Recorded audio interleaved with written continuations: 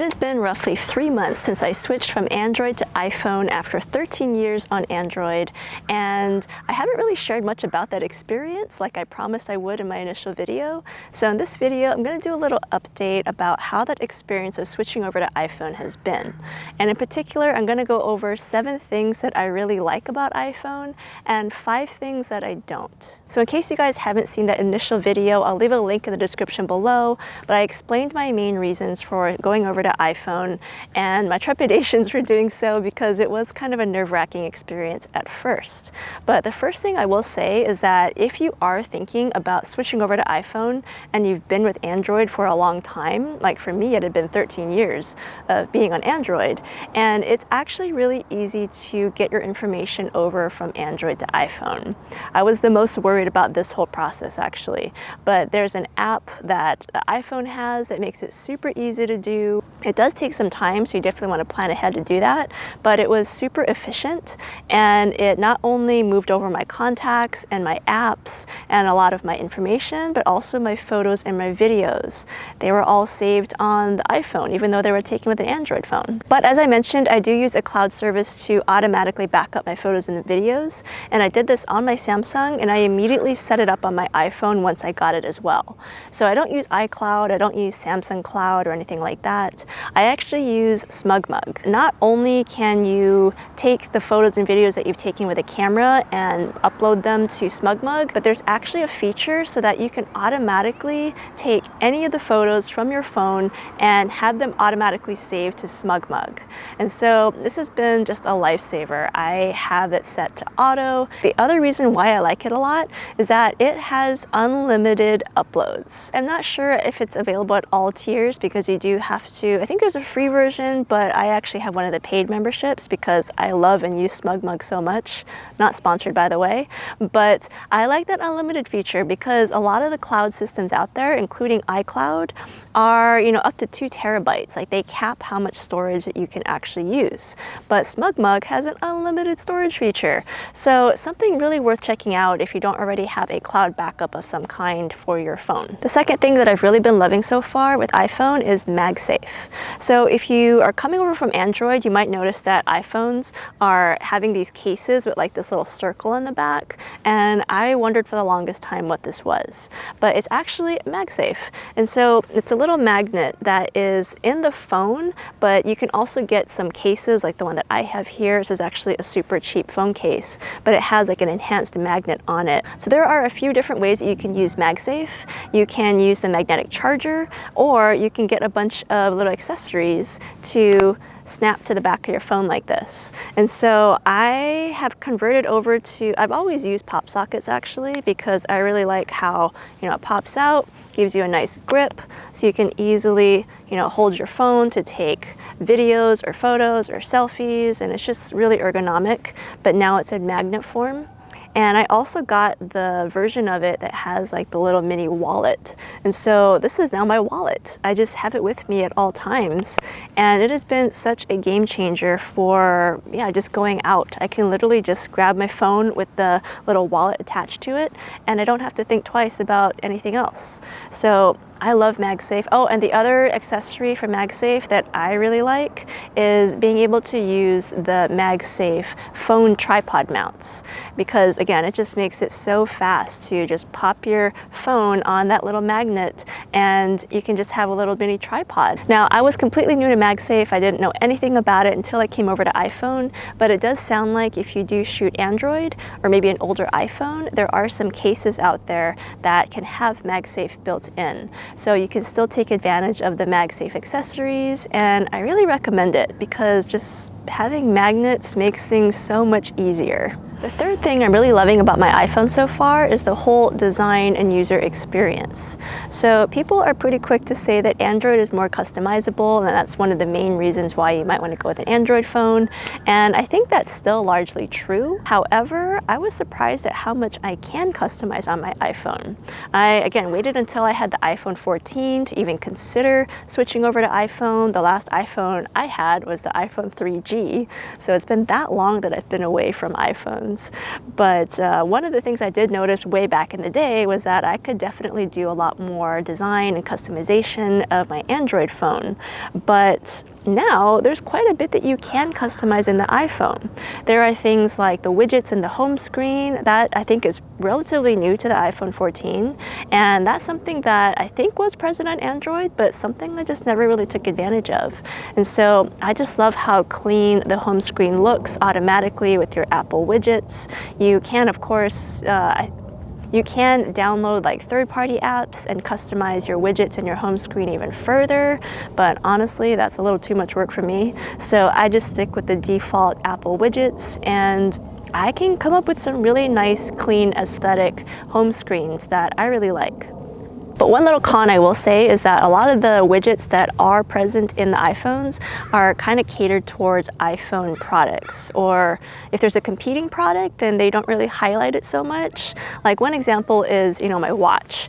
I have a Garmin watch. This is the Garmin Vivo Active, I believe. Or I'll leave a link in the description below to which watch this is. But I really like it because honestly, I love round-facing watches, so I don't anticipate ever getting an Apple Watch. We'll see if that holds true, but I really like my Garmin, and so I didn't want to give it up or anything. And I noticed that, on Android, Garmin has a really nice widget, so I can easily glance at how many steps I've gotten for the day or how much activity I've gotten, and that's something that I can't get on my iPhone. And I imagine it's because, iPhone wants to pump Apple Fitness and the Apple Watch, and so they don't really have an incentive to support a Garmin widget. So it's things like that that are a little annoying, and I can't quite customize my iPhone the way that I'd like to. Another thing I've really been liking about iPhone and actually using quite a bit is Siri, the voice assistant, and also dictation. Dictation is just mind-blowing. Like I can just talk to my phone and it like transcribes what I'm saying into like an email or a note. Like I never took advantage of those features when I was over with Android. And some folks do say that the Google voice assistant and Google dictation is actually quite good and maybe even better than what's on Apple. I wouldn't know because I personally never used those features when I was with Android, even though I was with Android for 13 years. But that kind of speaks to one of the reasons why I made the switch over to iPhone, and one of the benefits of I had just been in the Android system for so long. And even though I got new phones, I never really took the time to fully look at all the features and try them out because I was just so used to the ecosystem, and all my information was already ported over, and I didn't really have any incentive, I guess, to try out all the features. But when I made that switch to iPhone, I was like, okay, I'm starting from scratch. I don't really know anything about the phone, so I actually read the manual. I watched tutorials. I tried new things like Siri and dictation just because I wanted to see how they worked. And even though I don't have a way to really compare that experience to what was on Android, I have really liked those features, and I kind of wish that I had used them when I was on Android. And so yeah, that's just one thing. If you are thinking of switching phone systems, it can be really good just to break up your routine or break up your habits, and you might find new features or things that make your life better or easier. The fifth thing I'm loving about iPhone, and kind of what I anticipated when I switched over, was FaceTime and iMessage, or whatever it's called. I'm not sure if it's really called iMessage, but whatever they use to text. And that was one of my biggest reasons for switching over to iPhone, was the social component. So many of actually pretty much all of my friends are on iPhone. And so they would always want to FaceTime or send me messages or send me, videos or photos through messages. And I couldn't quite do the same because it's just not the same when you're doing that on Android. And, yes, I know that there are other video messaging platforms like Telegram, Facebook, Skype, things like that. But when all of your friends and family are on iPhone and they all want to use one service, and you're the one person that's like, oh, I don't have FaceTime, let's use another video platform, then it kind of ruins things, or just it was harder to socialize with folks. And my parents also have iPhones, and so trying to get your parents to use another video chat platform is pretty difficult. My mom has a really difficult time with FaceTime, so convincing her to use something like Zoom is just a battle I don't really want to fight. And so I've been a lot more social, honestly, since going over to iPhone, and I've really been enjoying that. Another feature that I've been loving, like 10 times more than I expected, is AirDrop. Now, if you don't know what AirDrop is, it's something that if you have Apple devices, like I have my iPhone, if I have an Apple computer, which I do, and I want to transfer information, like a photo, video, any kind of content like that, then all I have to do is make sure that both devices are on Wi-Fi, and then I can AirDrop that content from one device to another. And I can do this with my own devices, I can do this with clients or friends, and it just makes that whole process so fast. It was one of my biggest gripes with using Android phones was how difficult it was to get my content off. I don't know if it was just me or what, but it was just a battle every single time. Now that I have now that I have AirDrop, I am using it all the time. I'm actually using my phone more often than I used to film, little videos whenever I feel inspired. I'm using it for B-roll, and it's just made my whole video editing workflow so much faster. I've also really been loving the built-in camera on the iPhone. So it has a triple camera. My Android phone, I used a Samsung Galaxy S10 for a really, really long time, and I loved that phone. I actually had a really hard time giving it up just because it had treated me so well throughout the years, and it was one of the big reasons why I got into YouTube in the first place, was how impressed I was with that Samsung Galaxy S10. But that phone had a triple camera as well, so that was one of the main reasons why I went for the iPhone 14 Pro and not the regular iPhone 14, because the 14 is lacking one of the lenses. And so loving the triple lens setup here. Also loving the front-facing camera, the fact that I can do 4K 60, the fact that, there's extra features like the long exposure mode on this phone. So cool. There are just so many cool things about the iPhone camera that I'd heard about throughout the years, but never really had the chance to play with. And it's something that I just love. Like I said before, I am filming more than ever with my phone. And so yeah, I like that. It's just more freeing. If I really want to, I can just head out with just my phone, got my wallet with me, got, my means of connection, and I can stop and film whenever I feel inspired. And that is such a liberating thing. So those are the things I've been loving about iPhone, but there are some things that I don't like so much. And a lot of these things I've gotten used to now that I'm 3 months into using the iPhone, but at the very beginning, they drove me nuts for the longest time. The first thing is how heavy this iPhone is. And so yes, I have a wallet now, but even if I take this off, this phone, and this is a super lightweight case by the way, it's hefty. I don't even have the Max, and that's why I didn't go for the iPhone 14 Max, because that was already too big and heavy. This is a good size in terms of the screen and everything, but it is heavy. Whenever I grab Martin's Samsung Galaxy S22, I'm so jealous with how feather light that thing is. But with that, I will say that the whole construction of the iPhone just feels so good when it's in your hands. I debated for a long time if I even wanted to put a plastic case on it, because I paid all this money for the phone and it feels so nice.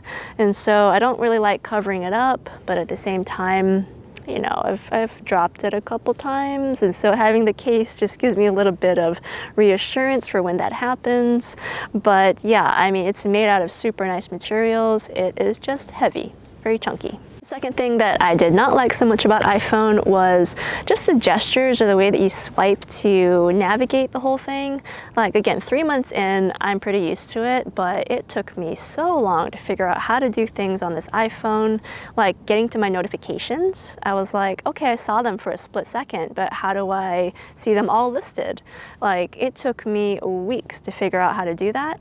Had to Google it, and then it took me so long to retrain my hands to swipe in the special way that you have to do that. You kind of have to go up to the right-hand corner and swipe down to see the notifications.